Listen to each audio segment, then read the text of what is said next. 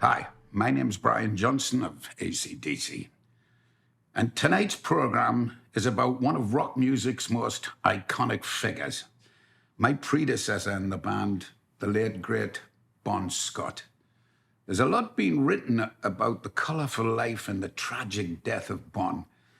And tonight, we're going to hear from Bon's family for the first time in 40 years, and others who haven't spoken publicly in decades. Tonight, this is his Australian story.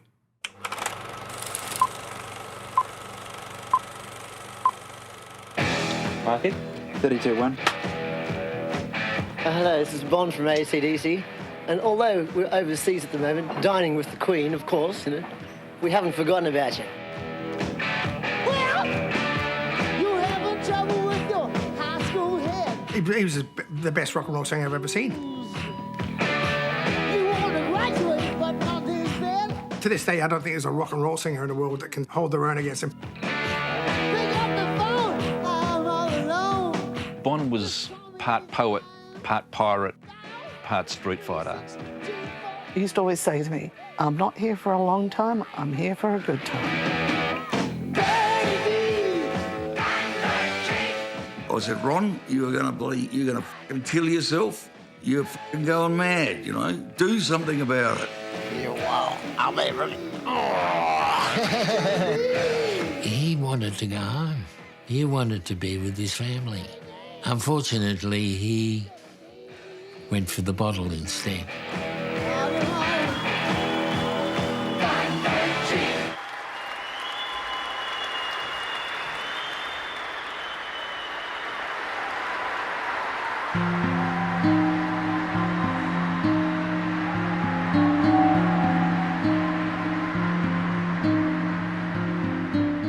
When the band was making it in London, I lost my first name. I became Bon Scott's brother. Everyone knew me as Bon's brother for about 30 years. I mean, it's nice, everyone's interested, and I reckon that's fantastic. But leave me out of it. People would ask me, oh yeah, you're Bon's brother, you're Bon's brother, and they start asking me questions. That's his life, that's not my life. Even at the cemetery, if people seen me at the cemetery, I'd say, no, I'm an uncle or something like that. A lot of the stories that have been written in the books are bullshit. A lot of what was written early upset my mother greatly. This is the first interview I've ever done, and it will be the last one I ever do. And I'm only doing it because I'm the last person standing.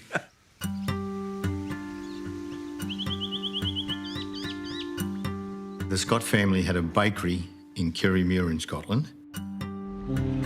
My father wanted a new start and settled in Fremantle.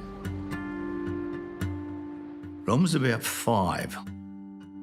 My mother used to call him Ronnie, so it was Ronnie Scott from Bonnie, Scotland. It wasn't until he started in the band that they broke it down to Bon. But in the family, we always called him Ron. It was a musical family.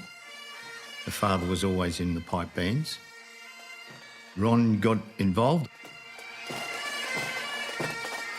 He played the drums, he loved the drums. He was very quiet when you were with him by yourself. But when Bonnie was around a lot of people, he was a performer. He enjoyed the cheekiness of it all. He wanted to be the centre of attention a lot. He loved being the centre of attention. I put it down to his size.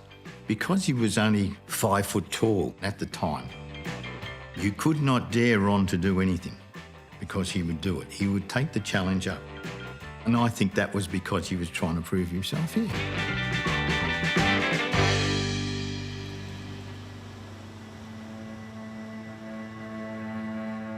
When Ron was 16, he got mixed up with the law. He did 12 months in the Riverbank Institution. I don't know what went down. And my parents never talked about that. Bonnie had sex with a girl that was 15. It was consensual, but in those days it was carnal knowledge. I presume that he thought she was his age. Ron was 16 at the time.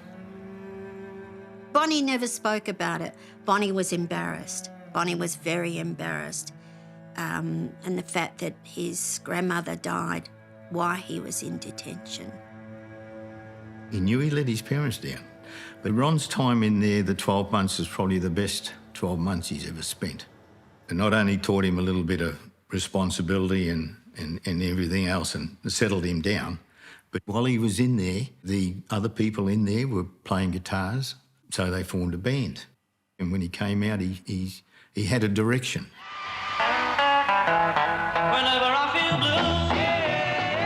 The minute he got out, he knew what he wanted to do and he formed the Spectres.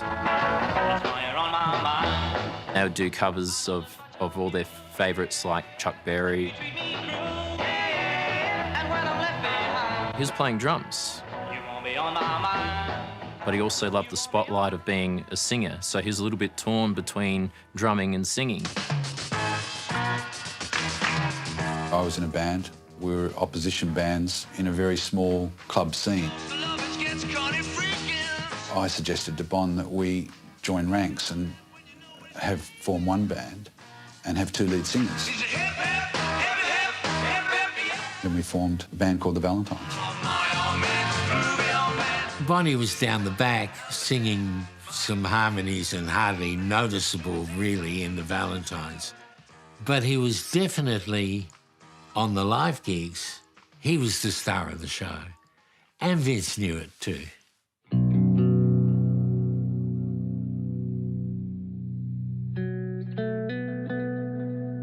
The Valentines were the first band in Australia to be busted for smoking marijuana. They were banned. Yeah, some places banned the radio them. stations and the ABC. Yeah, wouldn't play their music, or they weren't allowed to go on any of the shows. Yeah, so it was a big thing. Yeah. And we lost our momentum and lost our drive. Bon and I decided that we would leave the band and that we'd get on with our other things. I sort of just wanted to start again type thing, you know, because the Valentines reached a pretty big height, and then there was nowhere to go, like, and music wasn't up there anymore. As it turns out, there was a vacancy in a band called Fraternity, and the bass player, Bruce Howe, invited Bon to join the band.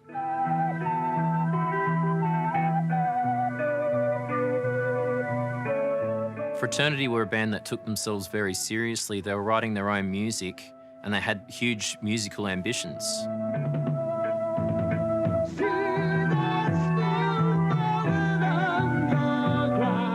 When I saw Bon singing in the Valentines, I couldn't understand why he wasn't being used more. And I thought, what's he doing? You know, like, he could really, really go places.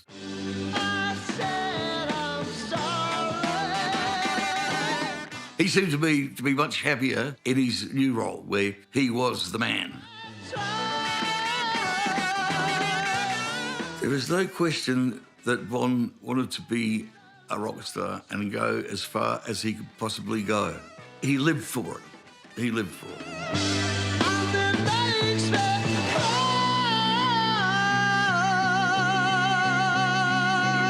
First prize, $2,000 in cash. A return trip to Los Angeles by P&O.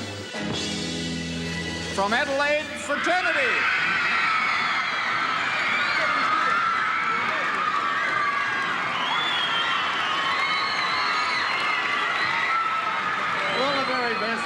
We did it for Adelaide too.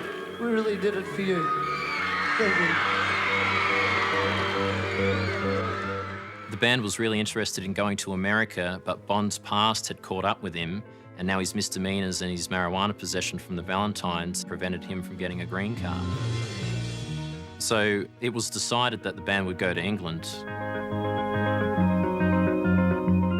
Towards the end of '71, Bon met Irene, and she sort of moved in.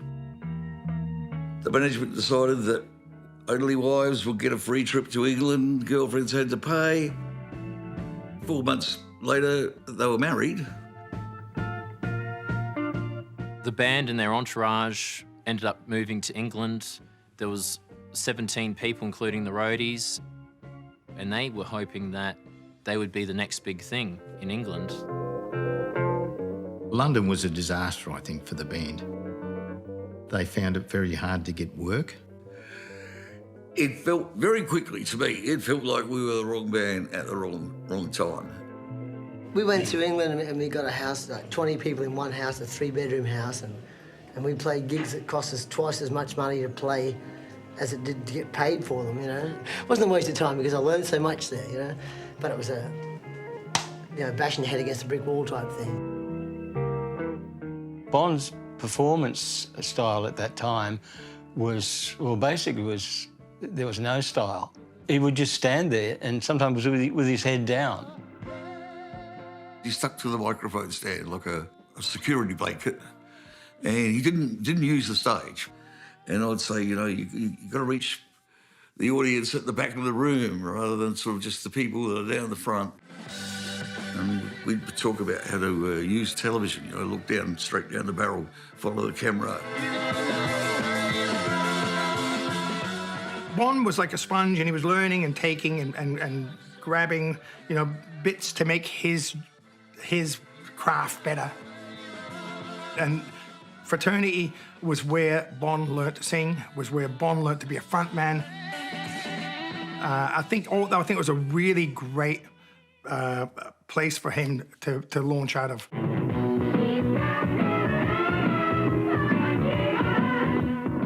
We worked with Brian Johnson's band in England, 2 shows, and Bon and I were standing at the back of the hall, and he said to me, he said, "This guy's really good, you know, a good singer."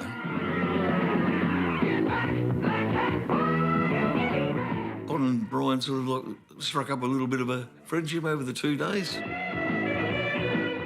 There was drink involved, and we would just got on famously with what brand new friends who were musicians from Australia, and we'd never been there. We wanted to hear all about it.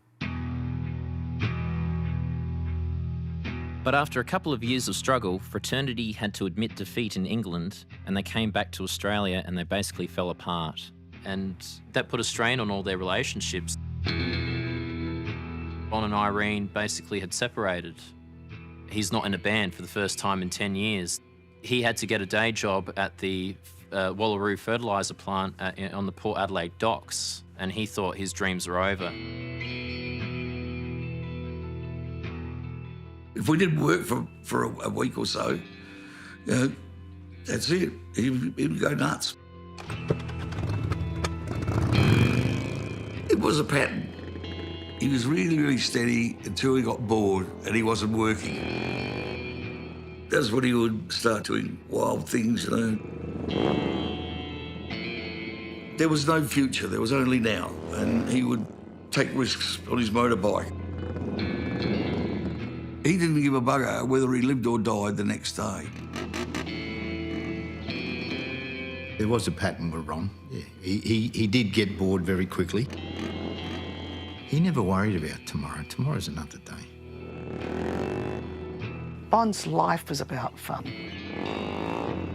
I think he used to push the envelope. It was just in his nature.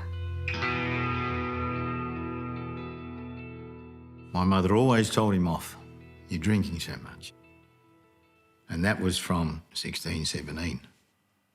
But you could say it once, maybe twice. After that, he argued.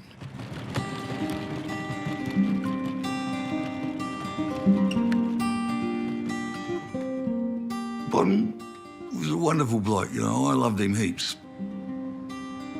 We lived under the same roof for 5 years. The only thing that mattered to him in the world was getting up there and and being the successful front man. I just couldn't understand why he didn't bloody care about everybody who loved him. That's really what the anger's about. You go, my God, we all knew this wasn't going to end well.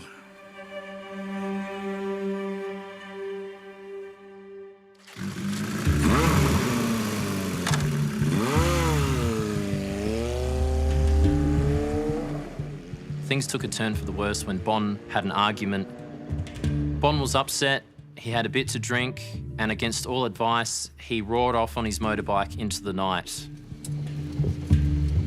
On the 3rd of May 1974, we were heading back from Port Adelaide after going to the Finton Hotel and driving along my Pride and Joy, my 1956 FC Holden. Looked up the road and there were no cars coming. We saw some headlights in the distance. As we were turning right into Rosetta Street, a motorcycle came out from nowhere. The motorcycle hit the car. The rider came half through the windscreen and his helmet hit the roof of the vehicle. It was a shocking set of injuries. He had blood coming down from his helmet. It was about 36 hours later on Sunday morning, we opened up the Sunday Mail and we learnt then that Bon Scott from fraternity was the victim of the accident. My mother, she flew straight over because they were told he might not make it. So it was pretty serious. He had a fractured skull, he had crushed ribs, his teeth were missing, his jaw was wired up, and he was a mess. I was angry and so disappointed, I didn't even go and visit him. Bon was out of action for months. He had to end up working for Vince Lovegrove, putting posters up and driving bands around. He had a limp. He found it very difficult to walk. He had a walking stick, and he was worried that he would not be able to get up and sing again. His problem was he was 27. He knew most people were finished by the time they were 28, 30.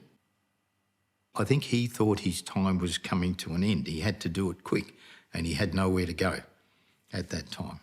Although the crash was tragic, it was also serendipitous. But for the crash, Bon mightn't have been in town when a new young hotshot band called AC/DC came to Adelaide a couple months later. AC/DC weren't happy with their lead singer Dave Evans. At the time, the guy we had doing churning out the vocals, we felt, well, we wanted more rock and roll. Can I sit next to you, girl? Can I sit next to you, girl? Bon's old friend Vince Lovegrove suggested that AC/DC take a look at Bon. And they said, oh, he's a bit old, isn't he? And I said, mate, he'll rock the arse off you guys. Make no mistake about that. Bon came to see AC/DC right here at the Bridgeway Hotel in Adelaide. He got up and sang a few songs that night with them. I was really shitting myself. Here's me, a man of 27 years old, There was him about 18 at the time, 16 or whatever he was, And I thought, can I keep up with this guy? My God, he's going to kill me. I think from the moment he got on stage, he was just, just one of those people that had that presence. So we more or less asked him if he was looking for a gig, That was it. Bon didn't hesitate. He packed his bags and he was off with AC/DC. There was no question that he was staying. There was no question that he was accepted as being the new lead singer, the new singer in the band. Word got round, it went round like wildfire, that Bon was asked to join the band. It did not surprise me one bit. I just thought it was a match made in heaven. He had a tooth missing, he had tattoos all over him, He was loud, he was cussing, but he just fitted in so well with the band, it was ridiculous.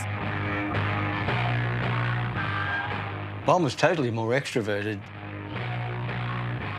I couldn't believe the change from fraternity to AC/DC. It was just like a different person.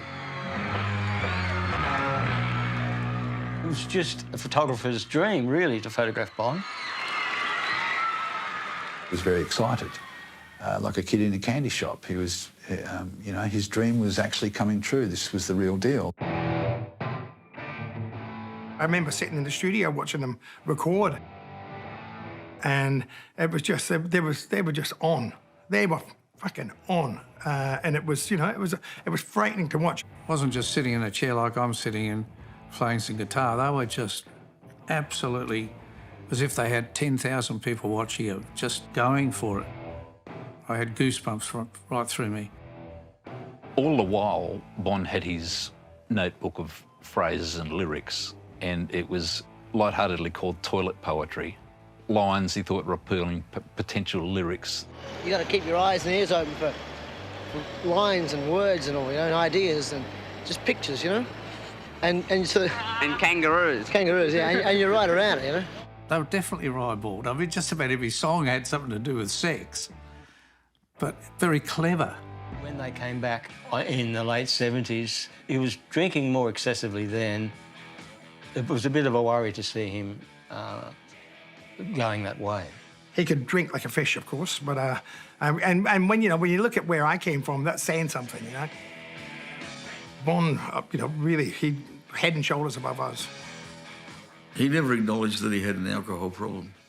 He never, at any stage, I never ever heard him say, "Oh, I've got to cut back," or you know, "take it easy," or whatever.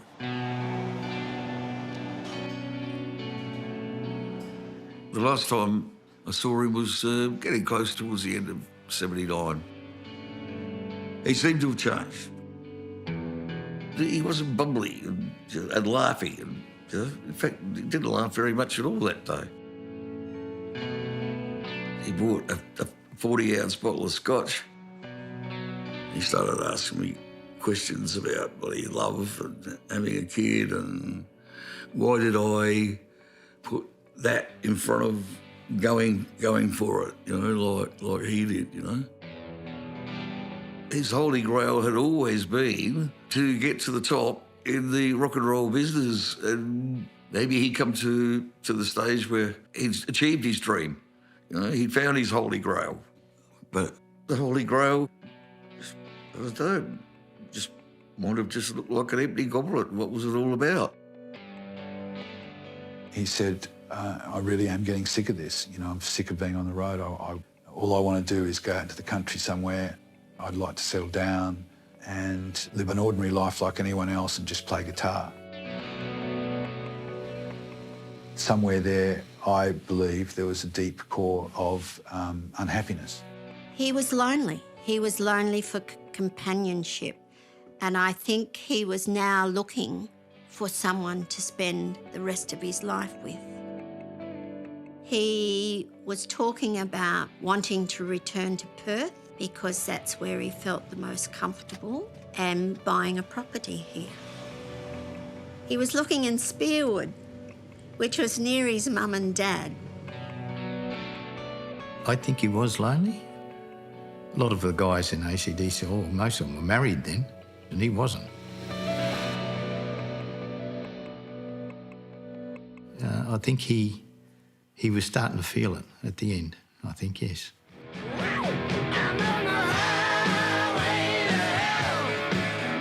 By the time the Highway to Hell album came out, everything was just falling into place. All their hard work, building up an audience, tour by tour in America. Within the next 12 months, they're expected to be one of the biggest acts on the planet. The next album was going to be the one that was really going to kick them over the posts. And it was the first time in his life that he had, you know, he'd actually felt he was accomplishing something. He got to be who he wanted to be. And the more we work, the more we tour, we're getting more ideas and we're getting more, you know. Just as going to get better and better. I can't see an end to it, you know. It's like infinity rock and roll.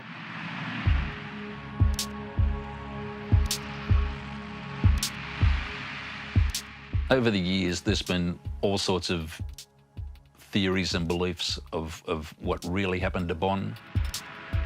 The band were in London. Malcolm and Angus were in the studio, putting some rough ideas down for the next album. But Bon wasn't required at that point, so he sort of had some time to himself. My understanding is that he went out and met up with friends and drank way too much. And he came back with a friend. Alistair drove Bon back to Bon's place, but Bon had passed out on the way. He couldn't lift him, so he thought, well, I'll take him back to my place, which he did. Bon was sound asleep, and Alistair went upstairs and made Bon as comfortable as he could in the car. They came down apparently and threw a blanket over him so he wouldn't be cold, and then the rest is history, that he died the next morning.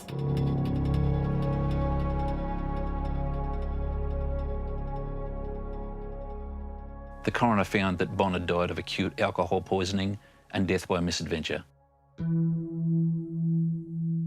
Bon passing as he did, on his own in a car in the freezing cold, after all his hard work and all his heartbreak getting there, was just an incredibly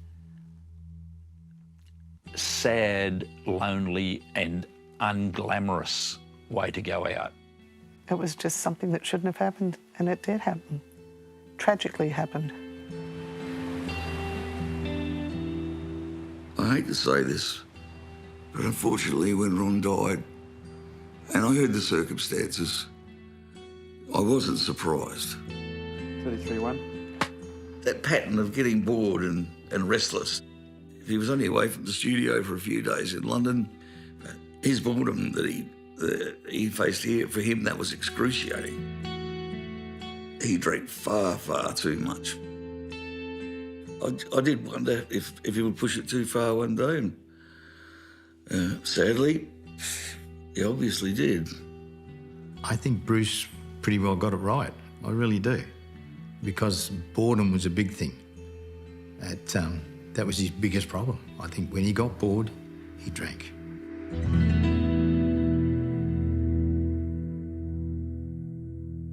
It was a terrible time for the band. They were devastated and didn't know whether to continue or not. But it was Bon's parents that were very much behind. You know, they said Bon would never have wanted them to stop. So we decided we'd go ahead, you know. Yeah. And Bon I always remembered Bon telling us how good a vocalist Brian was. As soon as they started playing and I was singing with them and everything, my hairs were standing on end, and you know, it was fantastic. It was wonderful. I'd never sang with a band this good. With Brian Johnson and the Back in Black album, AC/DC just really, really took off. And to this day, decades on, they're still the biggest rock act in the world. Which was bittersweet because it was where Bon was going to be. Thousands upon thousands of Akadaka fans have come down here to Fremantle to pay tribute to the band and the former frontman, Bon Scott. The thing about Bon Scott is that as time has gone by, his legend has become bigger. He is now considered by millions of people around the world the rock and roll singer, the rock and roll frontman. There's an astounding global legacy that he's left all these years later. Those songs just live on. The stories have grown, haven't they? 42 years later, people want to know more about him than ever. And it's hard to believe. It really is hard to believe. You know, I wish he was here to know that he'd made it. He really did make it. Ron would have been 75. If Ron could see what was happening in the world today over himself, I think he'd have a good laugh. He really would. He'd be surprised, but he'd have a good laugh and a drink.